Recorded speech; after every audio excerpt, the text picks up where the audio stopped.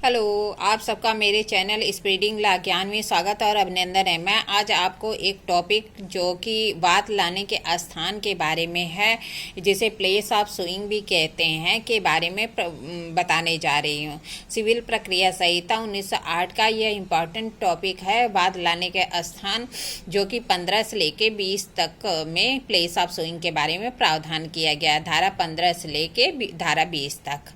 और ऐसा ही प्रावधान सीआरपीसी के जो अध्याय 13 है उसमें किया गया है कि जांच और विचारण का स्थान, वहाँ पे जो है धारा 177 से लेके 189 तक, 177 से लेकर 177 से लेकर 189 तक 13 धाराएं वहाँ पे दी गई हैं।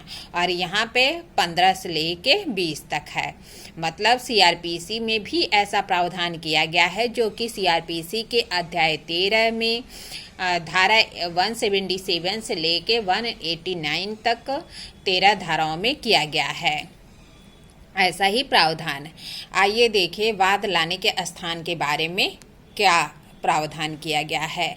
तो सिविल प्रक्रिया संहिता की जो धारा 15 से लेके 20 में उन न्यायालयों का उल्लेख किया गया है जिसमें कोई वाद संस्थित किया जाना चाहिए। जो न्यायालय बताया गया है कि कोई वाद किस न्यायालय में संस्थित होगा, 15 से लेके 20 जो धारा है उसमें यह बताया गया है कि मतलब कौन से न्यायालय में कोई वाद संस्थित किया जाएगा। 15 क्या कहती है? 15 कहती है वह न्यायालय जिसमें वाद संस्थित किया जाएगा। कौन सा न्यायालय होगा कि जिसमें वाद संस्थित किया जाएगा? कौन बताती है? धारा 15 बताती है। कहता है कि हर वाद उस निम्नतम श्रेणी के न्यायालय में संस्थित किया जाएगा जो विचारण करने के लिए सक्षम है। क्या कहता है कि कोई भी वाद, हर एक सूट जो निम्नतम श्रेणी का जो न्यायालय है उसमें संस्थित किया जाएगा जो कि विचारण करने के लिए सक्षम है। ठीक है, तो मतलब हर एक वाद किस में संस्थित किया जाएगा? जो निम्नतम श्रेणी का न्यायालय है उसमें संस्थित किया जाएगा जो भी विचारण करने के लिए सक्षम है। फिर आइए देखिए धारा 16 क्या कहती है। 16 कहती है कि कोई वादों का वहाँ संस्थित किया जाना जहाँ पे विषय वस्तु स्थित है। वाद वहाँ संस्थित किया जाएगा जहाँ पे विषय वस्तु स्थित है। किसी विधि द्वारा विहित धन संबंधी या अन्य परिसीमाओं के अधीन रहते हुए वे वाद, कह रहा है कि विधि द्वारा जो विहित है किसी धन संबंधी या अन्य परिसीमाओं के अधीन रहते हुए निम्नलिखित प्रकृति का वाद, जो कि नीचे बताया गया है कि प्रकृति का वाद है, उस न्यायालय में संस्थित किया जाएगा जिसकी स्थानीय अधिकारिता के भीतर वह संपत्ति स्थित है। तो कौन कौन से जो है प्रकृति के वाद? तो पहला उसका एक कहता है कि भाटक या लाभों के सहित या रहित अस्थावर संपत्ति के प्रत्युद्धरण के लिए वाद। क्या कह रहा है कि अगर जो भाटक या किराया है या लाभ है उसको जोड़ते हुए या उसको छोड़ते हुए, या तो उसके सहित या उसके रहित कोई रिकवरी का है, जो है इन मूवेबल प्रॉपर्टी के रिकवरी का है जो है कोई मामला, तो कह रहा है कि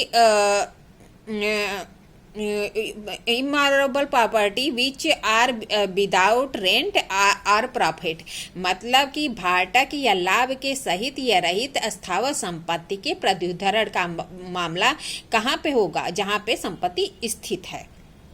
फिर दूसरा कहता है अस्थावर संपत्ति इमूवेबल प्रॉपर्टी के जो है विभाजन का मामला, पार्टीशन का मैटर जो होगा इमूवेबल प्रॉपर्टी के, वह कहाँ पे संस्थित किया जाएगा।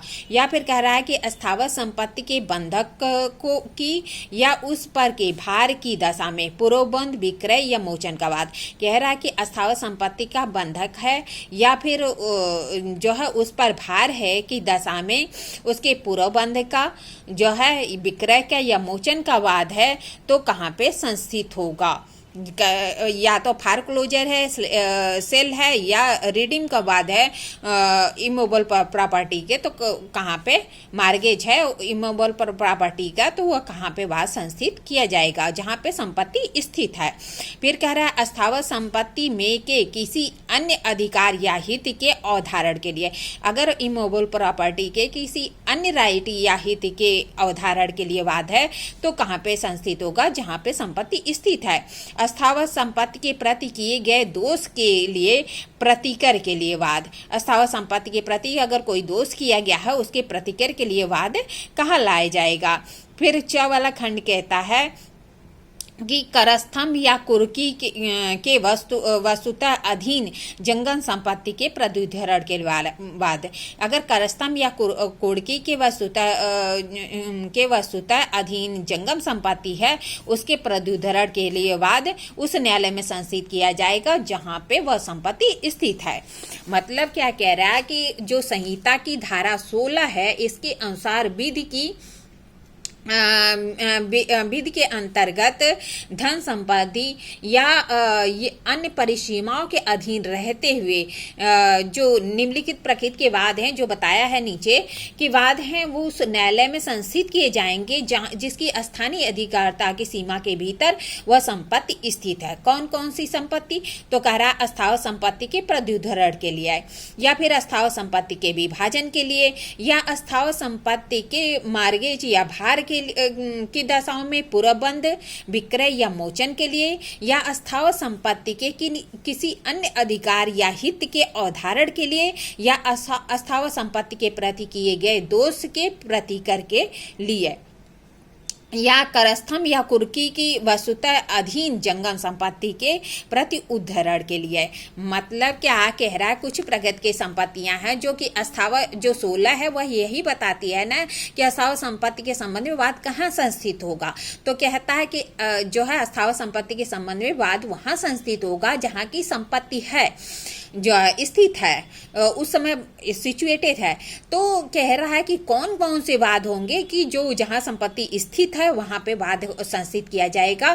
तो पहला कहता है कि जो अस्थावर संपत्ति है उसके प्रत्युद्धरण के लिए वाद है, दूसरा कहता है विभाजन के लिए पार्टीशन के लिए वाद है, तीसरा कहता है कि बंधक या मार्गेज या भार के लिए वाद है, और उसके मोचन पूर्वबंध या सेल के लिए वाद है, या फिर किसी अस्थावर संपत्ति के किसी अन्य अधिकार और हित के अवधारण के लिए कोई वाद है, या अस्थावर संपत्ति के प्रति किए गए किसी दोष के लिए वाद है, या फिर करस्तंभ या कुर्की के वस्तुतः अधीन जंगम संपत्ति के प्रति उद्धरण के लिए कोई वाद है, तो वहां पे संस्थित किया जाएगा जहां पे वह संपत्ति स्थित है।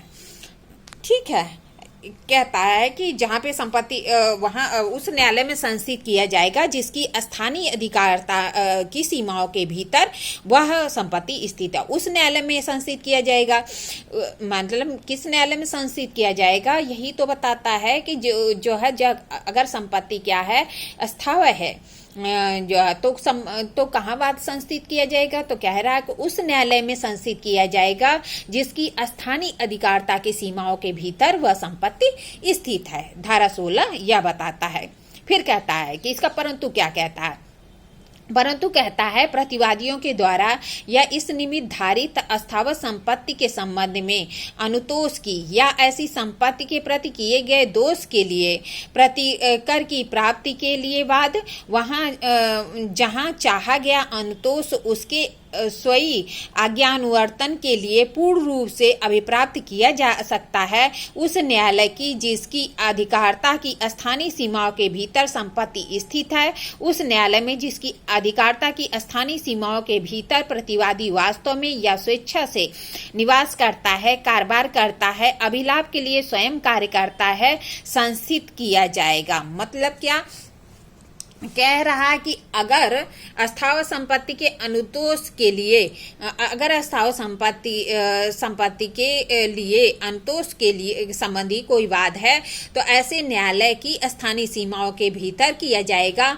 जहां पे संपत्ति स्थित है। पहला कहता है अपवाद क्या कहता है कि प्रतिवादी वास्तव में या स्वेच्छा से क्या करता है, निवास करता है, कारोबार करता है या अभिलाभ के लिए स्वयं कार्य करता है।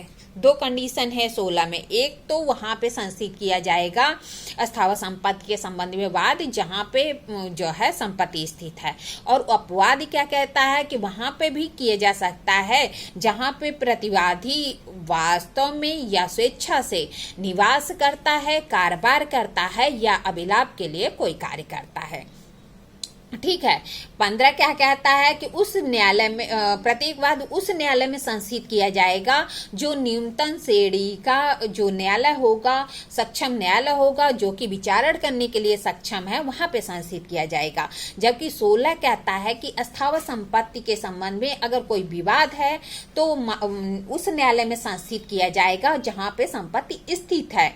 विवाद कैसा? जो कि अस्थावर संपत्ति के प्रत्युद्धरण से संबंधित हो, अस्थावर संपत्ति के विभाजन से संबंधित हो, अस्थावर संपत्ति के बंधक और भार की दशा में पूर्वबंध विक्रय या मोचन से संबंधित हो, या अस्थावर संपत्ति के किसी अन्य अधिकार या हित के अवधारण के लिए हो, या अस्थावर संपत्ति के प्रति किए गए दोष के प्रतिकर के लिए हो, या लास्ट कहता है कि करस्तम या कुर्की के वस्तुतः अधीन जंगम संपत्ति के प्रत्युद्धरण के लिए हो। तो दो कंडीशन बताता वाद कहाँ कहाँ किया जा सकता है, जहां पे संपत्ति स्थित है, सामान्य नियम है। लेकिन अपवाद क्या कहता है कि अपवाद कहता है, परंतु क्या कहता है कि हाँ, संपत्ति वहां पे भी संस्थित किया जा सकता है जहां पे प्रतिवादी स्वेच्छा से या वास्तव में निवास करता है या कारोबार करता है या अभिलाप के लिए स्वयं कार्य करता है। आइए देखिए 17 क्या कहती है। 17 कहती है कि विभिन्न न्यायालयों की अधिकारता के भीतर स्थित अस्थावर संपत्ति के लिए वाद। अगर क्या है कि संपत्ति ऐसी है जो कि विभिन्न न्यायालय की स्थानीय अधिकारताओं में स्थित है, मतलब कुछ पार्ट एक न्यायालय की स्थानीय अधिकारता में, कुछ पार्ट दूसरे न्यायालय के स्थानीय अधिकारता में, और कुछ पार्ट तीसरे न्यायालय की स्थानीय अधिकारता में, वहां वाद विभिन्न न्यायालय की अधिकारता के भीतर स्थित अस्थावर संपत्ति के संबंध में अनुतोष की या ऐसी संपत्ति के प्रति किए गए दोष के लिए प्रतिकर की प्राप्ति के लिए वहां वाद किसी ऐसे न्यायालय में संस्थित किया जा सकेगा जिसकी अधिकारता की स्थानीय सीमा के भीतर संपत्ति का कोई भाग स्थित है। मतलब क्या कह रहा है कि अगर क्या है कि संपत्ति ऐसी है जो कि विभिन्न न्यायालय की स्थानीय अधिकारता के सीमाओं के अंतर्गत आती है, तो वहां पे जो है अगर विभिन्न न्यायालय की स्थानीय अधिकारताओं के भीतर कोई अस्थावर संपत्ति है, उसके प्रति कोई अनुतोष के लिए या उसके प्रति किए गए किसी प्रतिकर के लिए प्राप्ति के लिए कोई वाद संस्थित किया जाना है, तो जिसकी स्थानीय अधिकारता के भीतर कोई भी संपत्ति का कोई भाग स्थित होगा, वहां पे भी वाद संस्थित किया जा सकता है। लेकिन उसका परंतु कहता है कि यह तब जबकि पूरा दावा उस वाद की विषय वस्तु के मूल्य के दृष्टि में उस न्यायालय द्वारा संज्ञेय हो। मतलब कि जो वाद की विषय वस्तु है उसका मूल्य का पूरा जो दावा है वह ऐसे न्यायालय द्वारा संज्ञेय होगा, मतलब ऐसा न्यायालय करने के लिए सक्षम होगा तभी किया जाएगा, वरना नहीं किया जाएगा। मतलब कि जो वाद की विषय वस्तु के मूल्य की दृष्टि में वह न्यायालय ऐसे वाद का विचारण करने के लिए ऐसे न्यायालय को संस्थित करना सक्षम होगा न्यायालय, तो वहीं पे किया जाएगा। मतलब 17 के अनुसार क्या कहता है, किसी अचल संपत्ति की क्षतिपूर्ति या उसके संबंध में अनुतोष के लिए जो कि विभिन्न न्यायालय के क्षेत्राधिकार में स्थित है, वहां वाद उक्त किसी भी न्यायालय में संस्थित किया जा सकता है, किसी भी न्यायालय में किया जा सकता है जहां जहां भाग हो, जिसके क्षेत्राधिकार में वह कोई भी भाग स्थित हो। उस न्यायालय की विषय वस्तु के संबंध में संपूर्ण दावा ऐसे न्यायालय द्वारा संज्ञेय हो। मतलब कह रहा है कि अगर स्थावर संपत्ति के संबंध में कोई विवाद है जो कि उसकी क्षतिपूर्ति या अंतोष के लिए हो, तो वहां पे अगर वो जो वाद है वह कई स्थावर संपत्ति हो, वह कई न्यायालय की स्थानीय अधिकारता के अंतर्गत आती है, तो किसी भी न्यायालय द्वारा वो उसका विचारण किया जा सकता है जहां पे वो उसका भाग स्थित हो, बशर्ते जो न्यायालय हो वह न्यायालय उस विषय वस्तु की संपूर्ण दावा को ऐसे न्यायालय द्वारा संज्ञेय होना या ऐसे न्यायालय द्वारा अधिकारता होना आवश्यक है। आइए देखिए धारा 18 क्या कहती है? 18 कहती है कि जहां न्यायालय की अधिकारिता की स्थानीय सीमाएं अनिश्चित हो वहां वाद का संस्थित करने का स्थान। जहां न्यायालय की स्थानीय अधिकारिता क्या है? अनिश्चित है। मतलब क्या? वहाँ पे क्लियर नहीं है कि अनसर्टेन है, मतलब अनिश्चित है, अनसर्टेन है, तो वहाँ पे वाद संस्थित किए जाने का स्थान क्या होगा? जहाँ यह अभिकथन किया गया हो कि यह अनिश्चित है कि कोई स्थावर संपत्ति दो या अधिक न्यायालयों में से किस न्यायालय की अधिकारिता की स्थानीय सीमाओं में के भीतर स्थित है, वहाँ उस न्यायालय में से कोई भी न्यायालय यदि वह समाधान हो जाता है कि अभिकथित अनिश्चितता के लिए आधार है कि उस भाव का कथन अभिलिखित कर सकेगा और तब उस संपत्ति से संबंधित किसी भी वाद को ग्रहण करने और उसका निपटारा करने के लिए आगे कार्रवाई कर सकेगा और वाद में उसकी डिग्री का वही प्रभाव होगा मानो कि वह संपत्ति उसकी अधिकारिता की स्थानीय सीमाओं के भीतर स्थित हो। क्या कहता है कि जहां न्यायालय की स्थानीय अधिकारिताएं अनिश्चित है वहां वाद का संस्थित किया जाना। क्या कहता है कि अगर दो या दो से अधिक न्यायालय में से किसी न्यायालय की अधिकारिता की स्थानीय सीमाओं के भीतर स्थित है, वहां उस न्यायालय में से एक न्यायालय यदि समाधान हो जाता है कि अभिकथित अनिश्चितताओं के लिए आधार है, उस भाव का कथन अभिलिखित करते हुए, मतलब क्या करेगा? कथन अभिलिखित कर देगा और उससे तब वह उस संपत्ति से संबंधित किसी वाद को ग्रहण करने या निपटारा करने के लिए आगे कार्रवाई कर सके। मतलब कथन अभिलिखित करते हुए कोई भी न्यायालय अगर निश्चित नहीं है कि किस न्यायालय की स्थानीय अधिकारिता के अंतर्गत है, दो या दो से अधिक न्यायालय हैं, तो कोई भी न्यायालय उसमें से क्या करेगा? कारण को अभिलिखित करते हुए वाद को ग्रहण कर सकेगा और उसका निपटारा करने के लिए कार्रवाई कर सकेगा और डिग्री का वही प्रभाव होगा मानो कि वह संपत्ति उसकी अधिकारिता की स्थानीय सीमाओं के भीतर हो। मतलब कह रहा है कि अगर उसने क्या करा? कारण अभिलिखित करते हुए मामले की सुनवाई की और उसके संबंध में कोई डिग्री जारी कर दिया तो उसका वही प्रभाव होगा या जितना कि उसकी स्थानीय सीमाओं के भीतर स्थित किसी डिग्री का होता है। परंतु यह तब जबकि वह वाद ऐसा है जिसके संबंध में न्यायालय उस वाद की प्रकृति या मूल्य की दृष्टि से अधिकारिता के प्रयोग के लिए सक्षम हो। कह रहा है कि परंतु यह तभी होगा जबकि उस संबंध में न्यायालय की जो वाद की प्रकृति है या मूल्य की दृष्टि में अधिकारिता का प्रयोग करने के लिए सक्षम है, तभी करेगा। फिर दूसरा खंड देखिए, जहां कथन उपधारा 1 के अधीन अभिलिखित नहीं किया गया है और किसी अपील या पुनरीक्षण न्यायालय के सामने यह आक्षेप किया जाता है कि ऐसी संपत्ति से संबंधित वाद में डिक्री या आदेश ऐसे न्यायालय द्वारा किया गया है जिसे अधिकारिता नहीं थी, वहां जहां संपत्ति स्थित है वहां अपील या पुनरीक्षण न्यायालय उस आक्षेप को तब तक अनुज्ञात नहीं करेगा जब तक कि उसकी राय में वाद के संस्थित किए जाने के समय उसके संबंध में अधिकारिता रखने वाले न्यायालय के बारे में अनिश्चितता के लिए कोई युक्त आधार नहीं है जिसके परिणाम स्वरूप न्याय विफल हुआ है। मतलब कह रहा है कि अगर क्या होता है कि कोई न्यायालय किसी मामले का विचारण करता है और कारण भी अभिलिखित नहीं करता और क्या करता है, मामले का विचारण कर देता, विचारण करके कोई डिग्री पारित कर देता है, तो अपील या पुनरीक्षण की कंडीशन में इस बात का आक्षेप उठाया जाता है कि वह न्यायालय इस वाद को संस्थित करने के लिए सक्षम नहीं था, न्यायालय की अधिकारिता अनिश्चित थी और न्यायालय ऐसे वाद को ऐसा वाद संस्थित नहीं किया जा सकता था।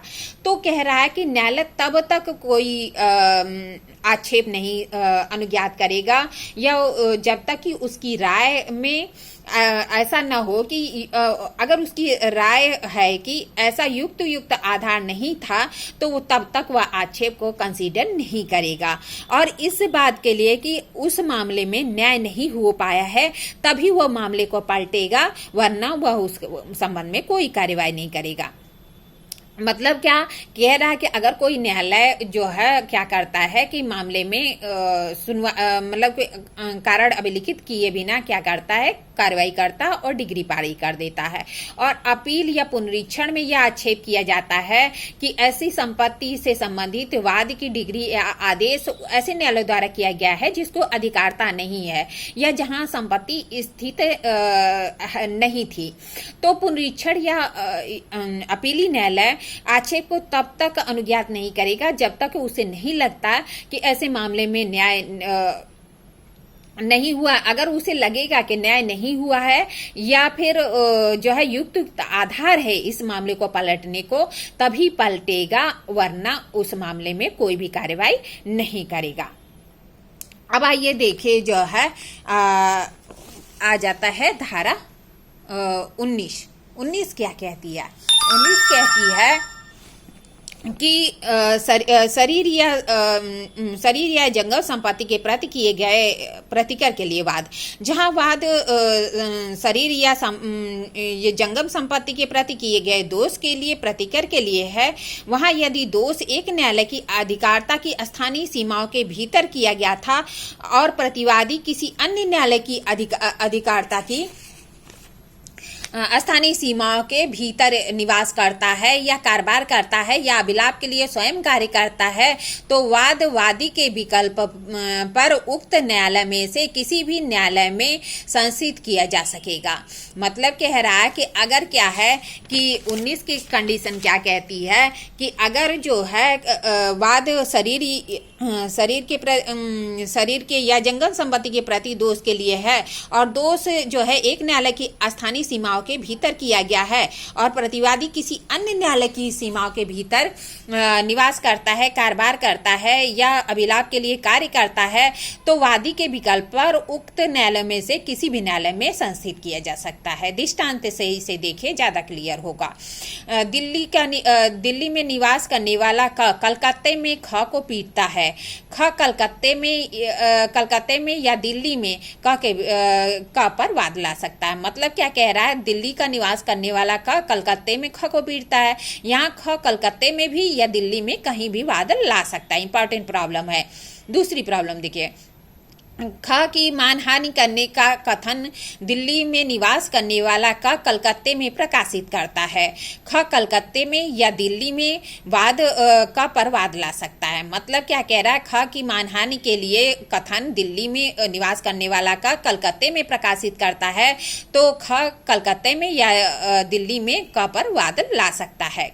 आइए देखिए 20 क्या कहता है कि अन्य वाद, मतलब क्या है कि 15 कहता है कि निम्नतर शैली के न्यायालय में संस्थित किया जाएगा, बशर्ते वह विचारण करने के लिए सक्षम हो। 16 क्या कहता है, अस्थावत संपत्ति के कंडीशन में वाद कहाँ संस्थित होगा, जहाँ पे संपत्ति स्थित है। 17 कहता है कि अगर न्यायालय के भिन्न भिन्न न्यायालय की स्थानीय सीमाओं के में स्थित संपत्ति है तो वहाँ पे वाद कहाँ संस्थित होगा। 18 कहता है कि न्यायालय की स्थानीय सीमाएं अनिश्चित हों तो वाद कहाँ संस्थित होगा। और 19 कहता है कि अगर शरीर या अन्य जंगम संपत्ति के मामला हो तो वाद कहाँ संस्थित किया जाएगा। वहीं 20 का सबका अपवाद बताता है कि अन्य वाद, जितने बचे वाद वह कहाँ पे संस्थित किया जाए। 20 कहता है अन्य वाद वहां संस्थित किया जाएगा जहां प्रतिवादी निवास करता है या वाद हेतु पैदा होता है। उपरोक्त परिसीमाओं के अधीन रहते हुए हर वाद ऐसे न्यायालय में संस्थित किया जाएगा जिसकी स्थानीय अधिकारता के भीतर प्रतिवादी या जहां एक से अधिक प्रतिवादी हैं वहां प्रतिवादियों में से हर एक वाद के प्रारंभ के समय वास्तव में या स्वेच्छा से निवास करता है, कारोबार करता है, अभिलाप के लिए स्वयं कार्य करता है। मतलब क्या